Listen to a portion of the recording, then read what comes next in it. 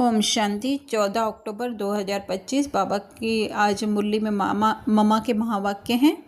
मातेश्वरी जी के अनमोल महावाक्य। आजकल मनुष्य मुक्ति को ही मोक्ष कहते हैं।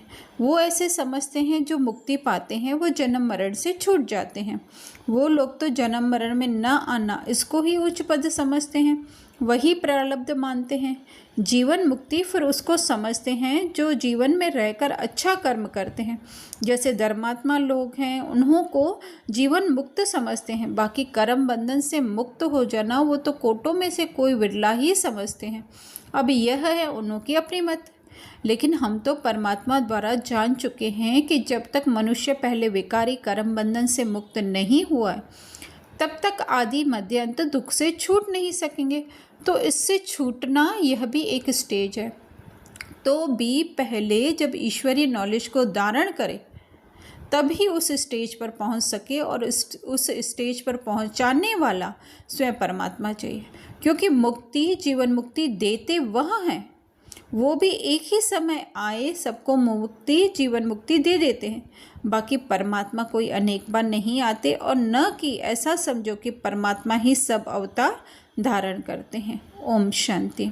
तो मम्मा इसमें हमें इंडिकेट कर रहे हैं, ध्यान खिंचवा रहे हैं कि हर जो है मनुष्य जो मन समझ करके स्वयं को बैठा हुआ है, मन के अधीन बन करके जो बैठा हुआ है, वो क्या समझता है, इस देह से छूटना चाहता है। वो अपने सत्य स्वरूप को समझ ही नहीं पा रहा है कि मैं ये देह हूँ ही नहीं।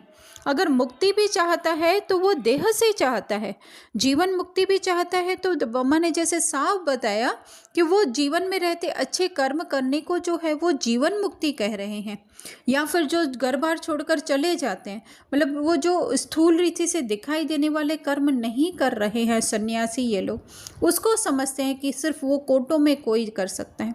लेकिन बाबा का ज्ञान, मम्मा साफ कह रहे हैं, बाबा का ज्ञान करके हमको मिलता है तो हमें पता चलता है ये देह हमको कभी भी रोक नहीं सकता है ना। देह तो हमें, जैसे एक कार है, हम ही कार को धक्का मारे जा रहे हैं और हमको लग रहा है कि है ना कार को हम चला रहे हैं, है ना। पर उसको क्या करना है, चाबी लगाकर ड्राइवर सीट पे बैठ जाओ, कितना सहज ऑटोमेटिक कार चलने लगेगी। लेकिन आज हम क्या कर रहे हैं, वो सोच रहे नहीं कार को मुझे धक्का मार मार के चलाना है ना। तो इसी तरह से उस सीट पर सेट हो जाओ, फिर कार देखो, वो जो पेट्रोल के जोर से जो है वो खुद ही चलती रहती है। इसी तरह से हमारा ज्ञान पेट्रोल है, तो उसके आधार पर जस्ट हमको उसको ऑपरेट करना। जैसे किसी को कार नहीं आ रही है चलाने, है ना, मोस्ट ऑफ बुज़ुर्ग माताओं को नहीं आती है चलाने, तो उनको मुश्किल लगता है। लेकिन न्यू जनरेशन क्या हो जाती है, वो फटाफट सीख जाती है उसको चलाना। तो इसी तरह से हमको भी ज्ञान के आधार से ये शरीर फिर ये शरीर हमारे लिए बंधन नहीं होगा, बल्कि वो तो हमें एक डेस्टिनेशन पर पहुंचाने के लिए जो है एक साधन बन जाएगा। ये शरीर भी जो है एक तरीके का साधन है।